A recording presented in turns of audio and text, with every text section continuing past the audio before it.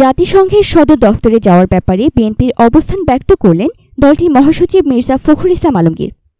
তিনি বলেন, জাতিসংঘের মহাসচিবের আমন্ত্রণে আমরা সেখানে গিয়েছিলাম, তবে তিনি ওই সময় বাইরে ছিলেন। তার দায়িত্বে ছিলেন জাতিসংঘের সহকারী মহাসচিব। আমরা তার সঙ্গেই বৈঠক করেছি। গতকাল রাতে বিএনপির চেয়ারপারসনের গুলশানের রাজনৈতিক কার্যালয়ে তিনি এসব কথা বলেন। মির্জা ফখরুল বলেন, বৈঠকে দেশের বর্তমান রাজনৈতিক পরিস্থিতি নিয়ে আমরা বলেছি। তারা এই ব্যাপারে জানতে চেয়েছেন, আমরাও জানিয়েছি।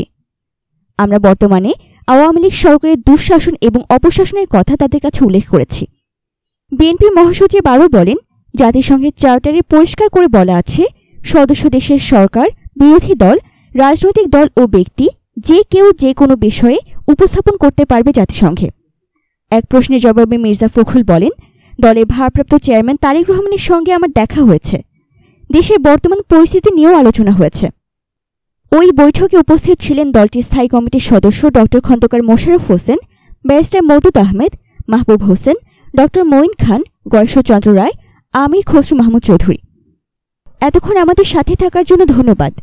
ভিডিওটি ভালো লাগলে লাইক করুন এবং দেশ বিদেশের নিত্য নতুন খবরের আপডেট সবার আগে পেতে ফ্রিকি নিউজ চ্যানেলটি সাবস্ক্রাইব করে আমাদের সাথেই থাকুন।